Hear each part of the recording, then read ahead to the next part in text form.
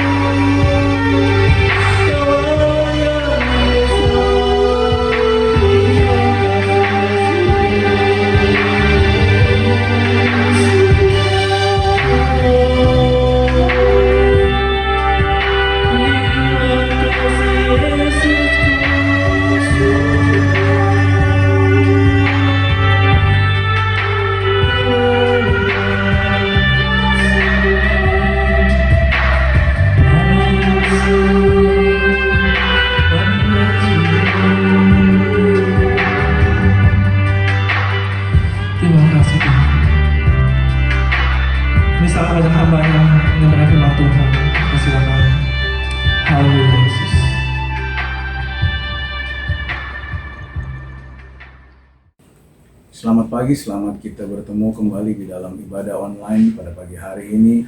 Saya percaya saudara semua yang ada di rumah masing-masing ada di dalam pemeliharaan dan penyertaan daripada Tuhan.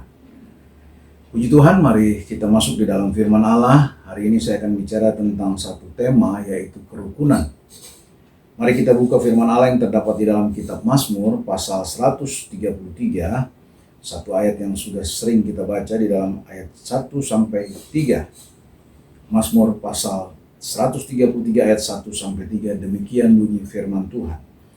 Nyanyian ziarah Daud, sungguh alangkah baiknya dan indahnya apabila saudara-saudara diam bersama dengan rukun.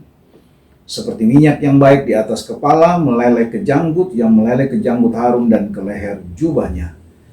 Seperti embun gunung Hermon yang turun ke atas gunung-gunung Sion, sebab kesanalah Tuhan memerintahkan berkat kehidupan untuk selama-lamanya. Saudara perhatikan, ada satu tekanan di sini, yaitu tentang rukun.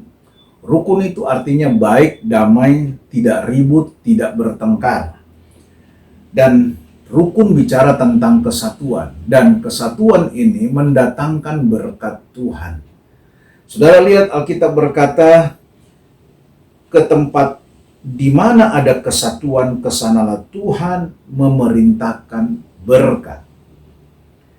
Kesatuan ini merupakan doa dan harapan Tuhan Yesus kepada murid-muridnya dan orang-orang percaya. Dicatat di dalam kitab Yohanes pasal 17 ayat 9 sampai 11, 20 dan 21. Mengapa demikian? Karena Roh Allah, Roh Kudus itu tidak dapat bekerja, saudara, kalau tidak ada persatuan. Jadi Allah akan memerintahkan berkat kemana? Ke suatu tempat yang tidak ada perpecahan. Di mana ada kesatuan, kesanalah Allah memerintahkan berkat. Rumah tangga yang senantiasa memiliki kesatuan, kesanalah Allah memerintahkan berkat. Umat Tuhan yang memiliki kesatuan, kesanalah Allah memerintahkan berkat. Dan untuk menerima janji firman Allah di dalam Mazmur 133 ayat 1 sampai 3 ini, syaratnya adalah rukun. Ya. Syaratnya adalah hidup damai, rukun. Ya. Nah, untuk mencapai kerukunan ini tentu diperlukan langkah-langkah, ya. Karena sudah pasti yang dimaksud firman Allah ini adalah orang yang percaya kepada Yesus, ya. Arti kata Tuhan memerintahkan berkat kepada orang-orang percayanya yang percaya kepada Yesus.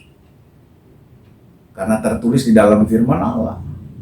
Bukan kepada orang-orang yang tidak percaya kepada Tuhan. Jadi Allah memerintahkan berkat, ya, di mana ada kerukunan, tapi kerukunan itu adalah yang pertama, yaitu orang yang percaya Yesus. Untuk mencapai kerukunan dalam Mazmur 133 ayat 1 sampai 3 ini, maka langkah-langkahnya yang pertama adalah orang itu percaya Yesus. Ya, jadi orang yang telah percaya Yesus harus hidup rukun. Karena di mana ada kerukunan, ada damai sejahtera, maka nomor satu, di situ ada berkat. Tentu kalau orang percaya Yesus, saudara, nomor satu dia terima berkat dari Tuhan, yaitu berkat keselamatan. Karena di luar Yesus tidak ada keselamatan. Alkitab berkata, akulah jalan, kebenaran, dan hidup, dan tidak seorang pun sampai kepada Bapa tanpa melalui aku. Dengan kata lain, tidak ada berkat keselamatan, tidak ada jalan keselamatan di luar Yesus. Jadi yang pertama adalah untuk mencapai kerukunan dalam Mazmur 133 ayat 1 sampai 3, maka orang tersebut harus percaya Yesus, harus di dalam Yesus. Dengan kata lain, sudah harus percaya, bertobat, terima Yesus sebagai Tuhan dan Juru Selamat. Baru yang kedua, langkah-langkahnya adalah mencapai kerukunan dalam Mazmur 133, tinggal di dalam Yesus. Kita lihat di dalam Yohanes 15 ayat 5 sampai 7, berkata demikian. Akulah pokok anggur dan kamulah ranting-rantingnya. Barang siapa tinggal di dalam aku dan aku di dalam dia, ia berbuah banyak. Sebab di luar aku kamu tidak dapat berbuat apa-apa. Barang siapa tidak tinggal di dalam aku, ia dibuang keluar seperti ranting dan menjadi kering. Kemudian dikumpulkan orang dan dicampakkan ke dalam api lalu dibakar. Jikalau kamu tinggal di dalam aku dan firmanku tinggal di dalam kamu, perhatikan, mintalah apa saja yang kamu kehendaki dan kamu akan menerimanya. Jadi langkah yang kedua untuk mencapai kerukunan dalam Mazmur 133 ayat 1-3, yang pertama langkahnya percaya Yesus dulu. Yang kedua setelah percaya tinggal. Artinya apa? Hidup di dalam kebenaran firman, hidup di dalam Yesus, tinggal di dalam Yesus. Maka kalau kita tinggal di dalam Yesus dan firman-Nya tinggal di dalam kita, ayat 7 katakan, mintalah apa saja yang kamu kehendaki dan kamu akan menerimanya. Matius 21 ayat 22 berkata, dan apa saja yang kamu minta dalam doa dengan penuh kepercayaan, kamu akan menerimanya. Yohanes 14 ayat 13 juga berkata, dan apa juga yang kamu minta dalam namaku, aku akan melakukannya supaya Bapa dipermuliakan di dalam Anak. Ayat 14, jika kamu meminta sesuatu kepadaku dalam namaku, aku akan melakukannya. Dan ini satu ayat yang penting juga, Yakobus 1 ayat 6 dan 7. Hendaklah ia memintanya dalam iman dan sama sekali jangan bimbang. Sebab orang yang bimbang sama dengan gelombang laut yang diombang-ambingkan kian kemari oleh angin. Ayat 8, orang yang demikian janganlah mengira bahwa ia akan menerima sesuatu dari Tuhan. Jadi, untuk mencapai kerukunan yang mendatangkan berkat itu, maka orang pertama harus percaya Yesus. Jadi kerukunan yang dimaksud dalam Mazmur 133 ayat 1-3 ini bukan bicara orang yang di luar Yesus, tapi orang yang di dalam Yesus, yang percaya, bertobat, terima Yesus sebagai Tuhan dan Juru Selamat, yang kemudian tinggal di dalam Yesus, artinya hidup di dalam Yesus, iring Tuhan dengan sungguh-sungguh, ya. Nah, baru setelah itu yang ketiga, saling mengasihi. Jadi untuk mencapai kerukunan dalam Mazmur 133 ayat 1-3, ya, sebagaimana janji berkat Allah di dalam ayat tersebut, maka tiga hal, yang pertama percaya Yesus, yang kedua tinggal di dalam Yesus, yang ketiga itu yaitu saling mengasihi. Nah, kita lihat di dalam Yohanes 15 ayat 9-12. Seperti Bapa telah mengasihi aku, demikian juga aku telah mengasihi kamu, tinggallah di dalam kasihku itu. Jikalau kamu menuruti perintahku, kamu akan tinggal di dalam kasihku, seperti aku menuruti perintah Bapakku dan tinggal di dalam kasihnya. Semuanya itu kukatakan kepadamu, supaya sukacitaku ada di dalam kamu dan sukacitamu menjadi penuh. Inilah perintahku, supaya kamu saling mengasihi seperti aku telah mengasihi kamu. Jadi mengasihi itu adalah perintah Tuhan, bukan himbauan. Kalau himbauan itu boleh dilakukan, boleh tidak. Tapi kalau dikatakan inilah perintahku dalam ayat 12. Segala perintah yang sifatnya perintah, kalau kita tidak lakukan maka ada konsekuensi. Tuhan berkata, inilah perintahku supaya kamu saling mengasihi. Ya. Jadi saudara bayangkan nilai kerukunan dalam Mazmur 133 ayat 1-3 tersebut, di mana Allah sendiri yang memerintahkan berkat kepada kerukunan itu ada, yaitu orang-orang yang percaya kepada Yesus, orang-orang yang tinggal di dalam Yesus, dan orang-orang yang hidupnya saling mengasihi. Nah, baru memenuhi kriteria itu, maka Allah berkata, aku memerintahkan berkat ke sana. Nah, mengasihi ini harus dimulai dari mana, saudara? Nah, saya mulai ada 4 hal, ada 4 poin yang saya catat. Mengasihi yang pertama harus dimulai dari mengasihi keluarga. Ya, poin yang pertama, mengasihi keluarga. Kita baca 1 Yohanes 4 ayat 20 sampai 21. Jikalau seorang berkata, aku mengasihi Allah dan ia membenci saudaranya, maka ia adalah pendusta.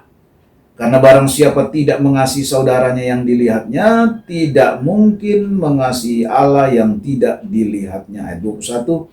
Dan perintah ini kita terima dari Dia. Barang siapa mengasihi Allah, ia harus juga mengasihi saudaranya. Jadi yang pertama, saling mengasihi itu harus dari keluarga. Ya. Mengasihi harus dari keluarga. Jadi kalau ada orang berkata, aku mengasihi Tuhan, aku melayani Tuhan, tetapi tidak mengasihi keluarganya. Ya. Ada suami-suami yang dengan istri tidak bicara lebih dari 1 hari, 2 hari, 3 hari, tapi bisa-bisanya berkata dia mengasihi Tuhan dan mau melayani Tuhan, itu semua pendusta. Ya. Ada kakak beradik yang tidak bicara, tidak omongan, tetapi berkata saya sibuk melayani, itu semua pendusta. Dan itu semua tidak berkenan di hadapan Tuhan. Itu sebabnya mengasihi harus dari keluarga. Bagaimana mungkin saudara bisa mengasihi Tuhan yang tidak kelihatan? Sedangkan yang jelas-jelas setiap hari kelihatan, suamimu, istrimu, anak-anakmu, saudara-saudaramu, engkau tidak kasihi. Alkitab yang berkata kalau ada orang yang seperti ini, ia adalah pendusta. Ya. Makanya saudara kalau mau lihat jemaat-jemaat Tuhan yang mengasihi Tuhan, ya, indikatornya gampang. Lihat apakah dia mencintai dan mengasihi keluarganya atau tidak. Kalau ada orang yang menelantarkan keluarganya, tidak mengasihi saudaranya, ya, mungkin dia diberkati secara ekonomi, tetapi mungkin adiknya hidup miskin atau kakaknya hidup miskin dan dia sendiri tidak mengasihi, bahkan tidak membantu dan memberikan pertolongan, maka hidupnya tidak sesuai dengan firman Allah. Karena kalau mau melihat orang yang mengasihi Allah, maka orang itu sudah pasti dia sangat mengasihi keluarganya yang dipercayakan oleh Tuhan. Ya. Suami harus mengasihi istrinya. Istri harus tunduk kepada suaminya. Tidak mungkin ada istri-istri yang membicarakan kekurangan suaminya, melawan suaminya dan berkata saya mengasihi Tuhan dan hidup mau melayani Tuhan. Omong kosong. Orang tua harus membimbing anak. Anak pun harus hormat kepada orang tua. Ya. Ini saya sebutkan saja ayatnya, mungkin bisa dicatat. Suami harus mengasihi istri dalam Efesus 5 ayat 25, Kolose 3 ayat 19, 1 Petrus 3 ayat 7. Istri harus tunduk kepada suami, Efesus 5 ayat 22 sampai 24, Kolose 3 ayat 18, dan 1 Petrus 3 ayat 1 sampai 2. Orang tua harus membimbing anak, Ulangan 6 ayat 1, 2, 7. Amsal 13 ayat 22a, ayat 24. Kolose 3 ayat 21, Efesus 6 ayat 4, dan Yesaya 49 ayat 15. Anak harus hormat kepada orang tua, Efesus 6 ayat 1 sampai 3 dan Kolose 3 ayat 20. Semua ada dalam firman Allah. Itu sebabnya Tuhan perintahkan harus mengasihi. Jadi mengasihi yang pertama, jemaat Tuhan harus engkau mengasihi keluarga. Hidup rukun. Yang kedua, saudara harus mengasihi siapa? Mengasihi pemimpin rohanimu. Ya, kalau dalam konteks di tempat ini sebagai gereja, maka saudara harus mengasihi gembala sidangmu. Ya. Bagaimana mungkin saudara melayani di gereja ini, di tempat ini, tapi saudara berkata, aku tidak sejalan dengan Bapak Gembala. Misalnya, ya. Atau saya tidak sejalan dengan pemimpin rohanimu. Ya. Tidak bisa. Dengan kata lain, saudara harus menghormati gembalamu di tempat ini, pemimpin rohanimu. Apa itu kata Alkitab, Om? Iya, mari kita lihat Ibrani 13 ayat 7a. Ingatlah akan pemimpin-pemimpin kamu yang telah menyampaikan firman Allah kepadamu. Pemimpin saudara, gembala saudara yang menyampaikan firman Allah kepadamu, ingat. Dia yang telah membentuk engkau, ya. Memimpin umat-umat Tuhan, domba-domba yang dipercayakan Tuhan. Ibrani 13 ayat 17, taatilah pemimpin-pemimpinmu dan tunduklah kepada mereka, sebab mereka berjaga-jaga atas jiwamu sebagai orang-orang yang harus bertanggung jawab atasnya. Dengan jalan itu mereka akan melakukannya dengan gembira, bukan dengan keluh kesah, sebab hal itu tidak akan membawa keuntungan bagimu. 1 Tesalonika 5 ayat 12, kami minta kepadamu, saudara-saudara, supaya kamu menghormati, perhatikan, menghormati mereka, ya, yang bekerja keras di antara kamu, yang memimpin kamu dalam Tuhan dan yang menegur kamu. Yang memimpin saudara jemaat Tuhan di tempat ini siapa? Yang memimpin saudara dalam Tuhan, bukan di luar Tuhan, ya. Kalau pemimpin di luar Tuhan, mungkin pemimpinmu di perusahaan, di kantor, ya. Tetapi yang memimpin saudara dalam Tuhan itu siapa? Gembala sidang saudara. Siapa yang menegur saudara sebagai jemaat? Gembala sidang, ini kata firman Allah. Yang memimpin kamu dalam Tuhan dan yang menegur kamu. Jadi kalau ada gembala menegur jemaat itu bukan karena dia marah dan karena dia benci. Karena itu tugas firman Allah.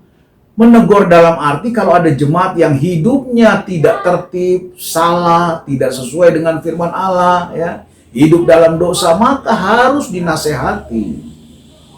Maka harus ditegur. Supaya apa? Supaya mereka hidup dalam kebenaran firman Tuhan. Itu sebabnya hormati mereka, hormati pemimpin-pemimpin rohani saudara, hormati gembalamu. Ya. Saudara bisa lihat dalam firman Allah itu di dalam kitab Bilangan pasal 12 ayat 1 sampai 16. Itu tentang Miriam yang tidak hormat kepada Musa sebagai pemimpin. Maka mereka kena hukuman Allah, ya. Bapak Ibu Saudara bisa baca saja di rumah karena waktu kita tidak cukup, ya. Bilangan 12 ayat 1 sampai 16. Jadi saling mengasihi itu pertama mengasihi keluarga, kedua mengasihi pemimpin rohani. Ya. Jadi kalau saudara melayani di gereja ini sebagai jemaat Tuhan di tempat ini, maka tidak mungkin saudara tidak sepaham dan tidak sepakat atau tidak mendukung pemimpin rohanimu atau gembalamu di tempat ini. Tidak mungkin, karena itu tidak alkitabiah. Ya. Tidak mungkin seorang jemaat Tuhan, pelayan Tuhan berkata, aku mau melayani Tuhan tapi aku mau berjalan sendiri. Tidak sesuai dengan visi dan konsep dari gembalaku atau pemimpin rohaniku. Ya nggak bisa. Itu tidak alkitabiah. Dan itu tidak benar. Makanya Alkitab itu tertib dan teratur. Kalau saudara lihat firman Allah, ya, jadilah kamu saksi Tuhan mulai dari mana? Dari Yerusalem. Yerusalem itu apa? Keluarga. Ya, beresin dulu keluarga. Makanya saling mengasihi mulai dari keluarga dulu, ya. Saudara nggak bisa berteriak-teriak di luar sana, bersaksi tentang Tuhan, Allah hebat, Allah besar, Allah dahsyat. Sementara saudara suami istri tidak omongan, anak-anak dengan orang tua tidak bicara, ya. Saudara kakak beradik saling bermusuhan, berebutan warisan, harta, kekayaan dan lain sebagainya, itu tidak bisa. Itu semua tidak diperkenan oleh Tuhan. Ya. Jadi kalau ada pelayan-pelayan yang model begini bertobat, bereskan dulu keluarganya. Mulai dari Yerusalem, ya, jadi saksi Tuhan. Baru ke Yudea, ya. Yudea siapa? Teman-teman seiman. Jadi mengasihi keluarga. Baru yang kedua mengasihi pemimpin rohanimu. Baru yang ketiga apa? Mengasihi antar jemaat. Jadi saudara sebagai jemaat harus mengasihi keluargamu, baru kemudian engkau harus mengasihi gembalamu, pemimpin rohanimu, baru engkau mengasihi sesama teman-teman jemaat. Ya. Coba kita lihat Galatia 6 ayat 10. Di situ apa yang dikatakan? Galatia 6 ayat 10. Karena itu, selama masih ada kesempatan bagi kita, bagi saudara semua, marilah kita berbuat baik kepada semua orang. Ya, kata Alkitab, berbuat baik kepada semua orang, tetapi, nah ini ada prioritasnya, terutama kepada kawan-kawan kita seiman. Ya, jadi saudara, kalau saudara akrab dengan kawan-kawan yang tidak seiman, itu baik. Tetapi kalau saudara tidak akrab ya dengan kawan-kawan yang seiman, tetapi lebih akrab dengan kawan-kawan yang tidak seiman di luar sana, yaitu tidak alkitabiah. Karena Tuhan berkata, firman Allah berkata, kita harus berbuat baik kepada semua orang. Tapi sebelum kepada semua orang, terutama kawan-kawan kita seiman. Dengan kata lain, saudara jemaat Tuhan di tempat ini, maka saudara ya harus berbuat baik kepada antar sesama jemaat, saling tolong-menolong, saling harga-menghargai, ya, saling berbuat baik. Jangan orang lain di luar sana yang bukan teman seiman, saudara bisa bantu, bisa tolong sedemikian rupa, tetapi ada teman seimanmu yang di dalam gereja mungkin sedang kesusahan, engkau pura-pura tidak tahu dan tidak peduli. Itu tidak alkitabiah. Jadi mengasihi antar jemaat dan sesama, ya. Supaya apa? Kita lihat 1 Korintus 1 ayat 10. 1 Korintus 1 ayat 10. Tetapi aku menasihatkan kamu, saudara-saudara, demi nama Tuhan kita Yesus Kristus, supaya kamu seia sekata dan jangan ada apa? Perpecahan di antara kamu. Supaya di antara jemaat tidak ada perpecahan. Ya. Jadi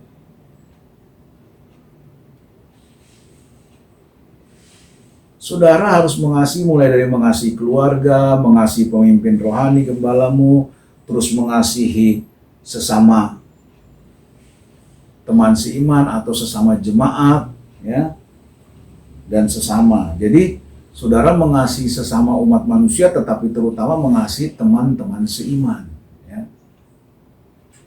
Harus, ya. Nah, baru yang terakhir puncaknya levelnya ke yang lebih tinggi, yaitu mengasihi musuh. Nah, jadi mengasihi ini dimulai dari mengasihi keluarga kita, kemudian mengasihi pemimpin rohani kita, kemudian mengasihi teman-teman seiman sesama jemaat, kemudian mengasihi musuh, levelnya yang lebih tinggi. Ya. Mengasihi musuh. Kita lihat Matius 5 ayat 44. Matius 5 ayat 44. Tetapi aku berkata kepadamu, kasihilah musuhmu dan berdoalah bagi mereka yang menganiaya kamu. Nah, lihat, Tuhan sendiri berkata, tetapi aku berkata kepadamu, kasihilah musuh. Nah, tidak ada satu kitab suci manapun yang mengajarkan kita untuk mengasihi musuh.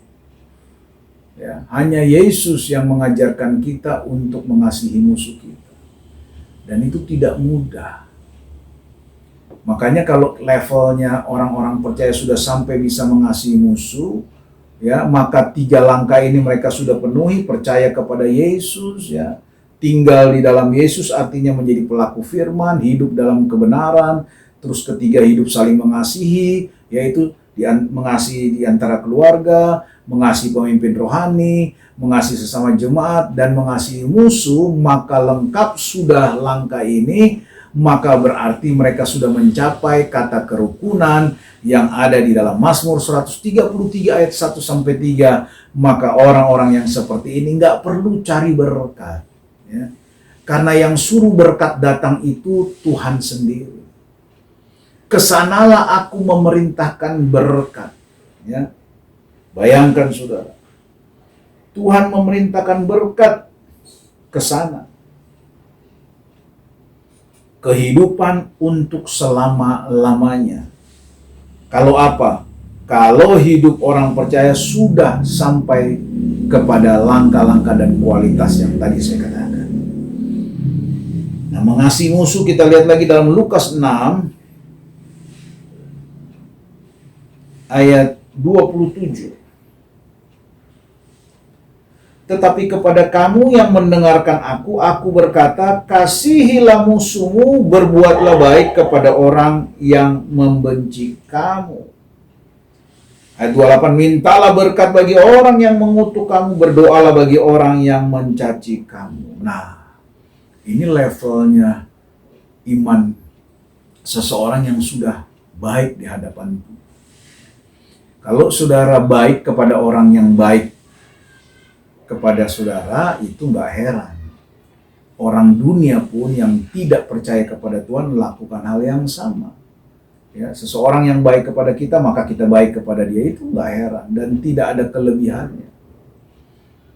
Kata firman Allah. Tetapi kalau ada orang yang jahat kepada kita, ada orang yang menggosipkan kita, ada orang yang membicarakan kita, ada orang yang menjelek-jelekan kita, tetapi kita tetap mengampuni orang tersebut dan tetap bersikap baik kepada orang itu, maka itulah bedanya para pengikut Kristus. Maka itulah bedanya kualitas seorang murid daripada Tuhan. Dan itulah hidup yang sangat berkenan di hadapan Tuhan. Dan itu tidak mudah, tetapi bukan berarti tidak bisa. Dan kalau itu kita bisa jalani dan lakukan, maka kita tidak mencari berkat, tapi Allah yang berkata, aku akan memerintahkan berkat kepada orang-orang yang hidup rukun seperti ini. Ya, orang yang percaya Yesus, hidup dalam firman, rukun dengan keluarganya, rukun dengan pemimpin rohani, dengan gembalanya, rukun dengan sesama teman-teman seiman, bahkan rukun juga terhadap orang yang membencinya. Maka ketika saudara mencapai hal itu, Allah yang langsung memerintahkan berkat kepada saudara. Sehingga saudara tidak lagi perlu untuk mencari berkat. Tapi sesuai firman Allah bilang, kesanalah aku memerintahkan berkat. Nah, itulah standar kualitas kerukunan yang dimaksud dalam Mazmur 133 ayat 1-3. Pada siang hari ini saudara, firman Allah sudah disampaikan. Mari kita mau hidup sesuai dengan kebenaran firman Allah. Mari kita mau hidup untuk berjuang, ya, membina kerukunan itu, mulai dari diri kita dan keluarga kita. Ya, kalau ada mungkin selama ini kita yang tidak bisa mengampuni kesalahan istri, kesalahan suami, ya, atau kesalahan anak-anak, kesalahan kakak dan adik, mari sesuai firman Allah, ampuni, ya. Karena kalau kita tidak mengampuni orang yang bersalah kepada kita, maka Bapa di sorga pun tidak akan mengampuni kita. Jadi kita harus menjadi pelaku firman. Kita harus hidup dalam kebenaran firman. Kalau ada saudara jemaat Tuhan yang sedang hidup dalam kepahitan seperti tersebut, sulit untuk mengampuni, maka siang hari ini saya katakan, mari rendahkan hatimu. Datang kepada Tuhan, minta kekuatan pertolongan, kuat kuasa Roh Kudus untuk memampukan saudara memberikan pengampunan, ya, dan memaafkan semua orang-orang yang bersalah. Dan mulailah hidup yang baik, hidup yang baru. Kasihilah keluargamu tuh. Kasihilah keluargamu. Dan jemaat Tuhan, kalau ada siang hari ini juga, mohon maaf, yang saudara sebelumnya tidak sepakat, tidak setuju dengan pelayanan yang ada di tempat ini mungkin, atau hal-hal di dalam pekerjaan Tuhan, saya mau katakan, mari siang hari ini datang kepada Tuhan. Saudara harus bertobat, mohon ampun kepada Tuhan. Karena kalau saudara tidak mengasihi gembalamu, tidak mengasihi pekerjaan Tuhan yang ada di tempat ini, engkau tidak benar di hadapan Tuhan. Engkau harus mengasihi keluargamu, engkau harus mengasihi pemimpin rohanimu. Dan juga jemaat Tuhan, mulailah engkau saling mengasihi, saling tolong-menolong, saling menghargai. Ya, bukan saling menjatuhkan dan saling menjelek-jelekan, tapi kita mari saling menghargai, saling tolong-menolong. Dan yang keempat, yang terakhir adalah, mari kita mau mengasihi orang-orang yang sudah berbuat salah kepada kita, musuh kita, ya. Apakah dia sesuatu yang sudah berbuat sangat menyakitkan? Mari kita minta kekuatan dan pertolongan Roh Kudus untuk kita dapat mengampuni. Sebagaimana Yesus berkata ketika tergantung di kayu salib, dia berkata, "Bapa, mereka tidak tahu apa yang mereka perbuat. Ampunilah mereka." Orang-orang yang sudah mencaci Yesus, menyiksa Yesus, memukul Yesus, meludahi Yesus, bahkan menusuk Yesus dengan tombak. Tetapi Yesus berkata, "Bapa, ampunilah mereka sebab mereka tidak tahu apa yang mereka perbuat." Dan itulah yang sangat menyenangkan hati Bapa. Apabila saudara dan saya hidup mengikuti perintah Tuhan dan hidup benar di hadapan Tuhan. Saya percaya lewat firman Allah pada siang hari ini, pagi siang hari ini, kalau saudara mau hidup rukun di hadapan Tuhan, maka Tuhan akan memerintahkan berkat di dalam seluruh kehidupan saudara, di dalam seluruh kehidupan jemaat Tuhan yang ada di tempat ini. Tuhan Yesus memberkati kita semua. Mari kita akan tundukkan kepala, kita akan berdoa untuk firman yang sudah kita dengar, dan kita percaya bahwa Allah yang akan memberkati kita semua. Bapa kami yang ada di dalam sorga, Bapa yang kami panggil dan kami kenal di dalam nama Tuhan Yesus Kristus. Kami sudah memuji menyembah Engkau Tuhan. Kami sudah mendengarkan sebagian daripada kebenaran firman-Mu yang mengajarkan kami pada siang hari ini untuk hidup sebagai orang-orang percaya yang hidup dalam kerukunan. Kerukunan yang diminta oleh firman-Mu. Kerukunan yang adalah merupakan perintah Engkau sendiri. Dan kerukunan yang dimulai dari diri kami, keluarga kami, dengan pemimpin rohani kami, dengan sesama umat-umat-Mu jemaat, bahkan orang-orang yang membenci dan memusuhi kami. Karena itulah firman-Mu dan Roh Kudus yang akan memampukan kami untuk melakukan itu semua. Dan kami percaya berkat Allah akan diperintahkan kepada jemaat-Mu yang ada di tempat ini. Berkat Allah akan diperintahkan kepada saudara-saudara yang hidup dalam kebenaran firman Allah. Bapa yang ada di dalam sorga, berkati seluruh umat-umat-Mu yang sudah menyaksikan dan mengikuti ibadah online pada pagi siang hari ini Tuhan. Berkati dimanapun mereka berada, baik yang ada di dalam rumah Tuhan maupun yang ada di rumah masing-masing. Engkau memberkati. Dan biarlah kiranya firman-Mu boleh tertanam di dalam tanah hati setiap umat-Mu yang kemudian akan bertumbuh, berakar, dan berbuah. Terima kasih banyak Bapa di dalam sorga. Sekali lagi hamba berdoa, berkati pemimpin rohani, gembala sidang di tempat ini beserta seluruh pelayan, koordinator yang ada. Tuhan berkati. Pelayanan pekerjaan Tuhan di tempat ini semakin diberkati oleh Tuhan. Terima kasih banyak Bapa dalam sorga. Terima kasih. Sidang jemaat Tuhan yang saya kasih, mari kita mengangkat kedua belah tangan kita. Pulanglah dan terimalah berkat, kemurahan, rahmat, anugerah dari Allah Bapa di dalam sorga, kecintaan dan kasih sayang dalam anaknya Yesus Kristus, serta persekutuan pimpinan Allah Roh Kudus tinggal menyertai kita. Mulai hari ini, besok, bahkan sampai Maranatha, Yesus datang kembali. Di dalam nama Tuhan Yesus Kristus kami sudah berdoa dan mengucap syukur. Haleluya. Amin. Tuhan Yesus memberkati. Bapak Ibu, sekali lagi saya himbau jangan lupa untuk tetap saksikan ibadah online di YouTube. GBI Taman Surya 1 akan selalu tampil setiap hari Minggu jam 9 pagi. Jangan lupa untuk subscribe, like, share, dan komentar.